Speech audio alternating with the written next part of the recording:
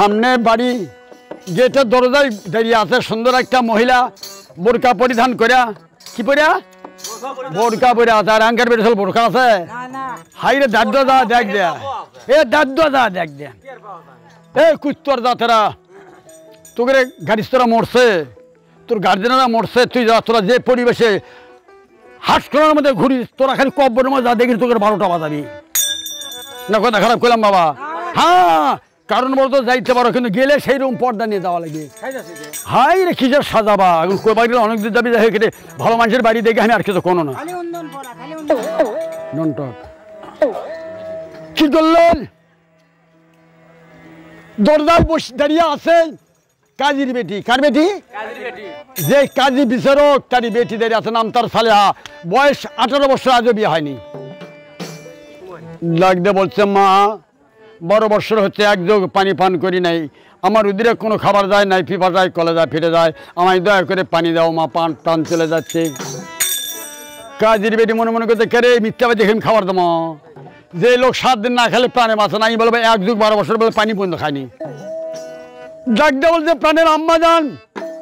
ওই আমার দরুদের মা আমার গর্ভধারিণী মা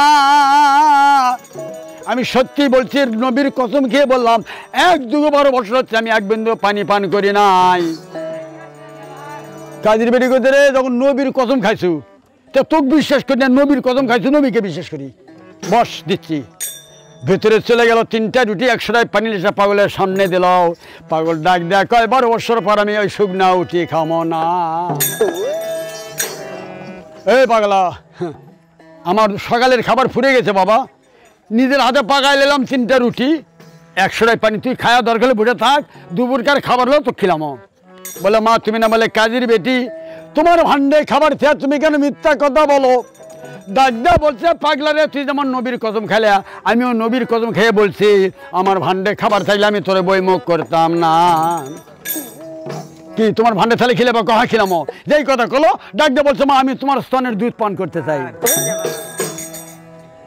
12 বছরে খারাপ থাকা ভালো লাগে না কি হলো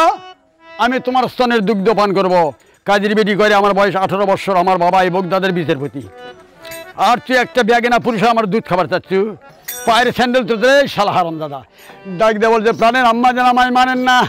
তুমি নবীর কসম খাইছো আমায় মানেন না তুমি বলছো আমার ভান্ডে থাইলে কয় ভান্ডে থাইলে সব জিনিস দেওয়া যায় ভান্ডে থাইলে সব জিনিস দেওয়া যায় না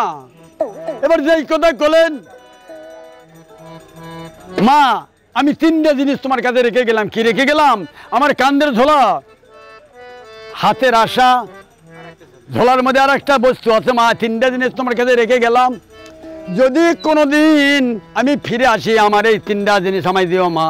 আর তুমি আমায় মারতে চাইও না এই বলে মঞ্চুর চলে গেল গ্রামের মধ্যে শুক্রবারের দিন মসজিদে নামাজ হচ্ছে শুক্রবার দিনে মসজিদে নামাজ হচ্ছে মঞ্চুর মসজিদে গেলেন নামাজ পড়লেন সুন্নত পড়লেন পড়ার পরে ইমাম সাহেব দাঁড়ালেন মুয়াজ্জিন আযান দিল এই সিজদা যা সুবহানা রাব্বিয়াল আলা কবে কও লাগে অন্তত 3বার তুই নামাজ পড়িস না মানে লাগছে ওই সেই কথা জোরে করে 3বার তার নিচে হয় না মঞ্চুর সিজদা ফালানোর সঙ্গে সঙ্গে সিজদাটা পূর্ব দিকে দিল এর অনগতে কে রে আমরা সিজদা দিতে পশ্চিম দিকে এই পূর্বমুখে মাথা থেকে পূর্বমুখে দিচ্ছে প্রথম রাকাতের দ্বিতীয় সিজদা ওদের সঙ্গে ওরা সিজদা ফালালেন সিজদাটা তুলে উত্তর দিকে দিল দ্বিতীয় রাকাতের তৃতীয় সিজদাটা এবার কি করলেন দক্ষিণ দিকে দিল দ্বিতীয় রাকাতের এবার চতুর্থ সিজদার বেলা কাপড় আলো করে মসজিদের মধ্যে মোতা শুরু করে দিল কাজী কয় নাউজুবিল্লাহ মিন জালিক রে পবিত্র মসজিদ আল্লাহর খানাই কাবা আর সেই কাবার মধ্যে তুই মুদলু উল্টা দিকে নামাজ পড়ছো না পর সিজদা করছো তাড়াতাড়ি এর মোতাকে তা তোকে যদি এখন কোববার যায় তো শুক্রবারের নামাজ এ নামাজ কাজা হলো তো নামাজ হওয়ালায় এখন কি করলো ভাই নামাজ শেষে ডান দিকে সালামাত সালামু আলাইকুম রহমাতুল্লাহ ইয়া সালামু আলাইকুম রহমাতুল্লাহ কয়াই অরসিনের মধ্যে হাত ছেড়ে পেট্রোল শুরু করছে গাড়িয়া কয়েকজন মুসল্লি আসলো বাদশা বলছে মসজিদের মধ্যে মারামারি করে বলে হুজুর দেখেন দেখেন দেখেন দেখেন খারাপ থেকে মুক্তি যে ছেলে এখন বন্ধ করেনি আরাধনা করতে তাই এটা সেজদাও পরিশ্রমকে দেয়নি, পূব দিকে দিছে, উত্তর দিকে দিছে, দক্ষিণ দিকে দিছে, আরাম দিচ্ছে। এই মসজিদের মধ্যে গন্ডগোল করে দেবো, বাইরে লাও, বাইরে লিখছে। বাদশার অন্তর কমল, কারণ যাই ধরে রাখা গার্জেন হয় তার অন্তর সবসময় নরম না হলে সেই সংসার চালাইতে পারবে না। এ বাবা, তুমি শরীয়ত বোঝো না? তুমি চারদিকে কেন সেজদা করলে আর মসজিদের মধ্যে কেন মুদলে কও? আমি কার কাছে কমো? এটা তো মুসলমান একজনও নাই কাজী করতে, কেরে তুই বড় মুসলমান না? ও খারাপ থেকে মুদলি থেকে ডাক দেয়া বলছে, আমার উস্তাদ আছে,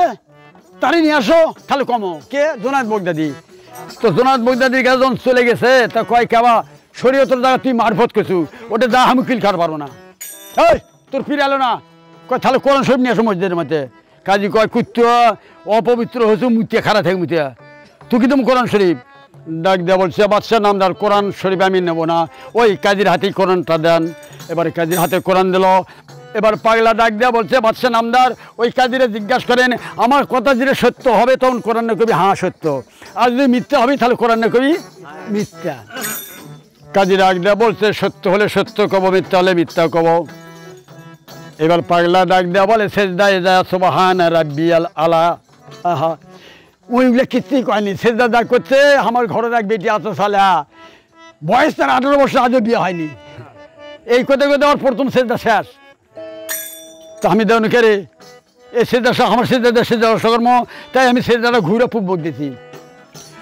2 নম্বর সেজদার বেলা আমি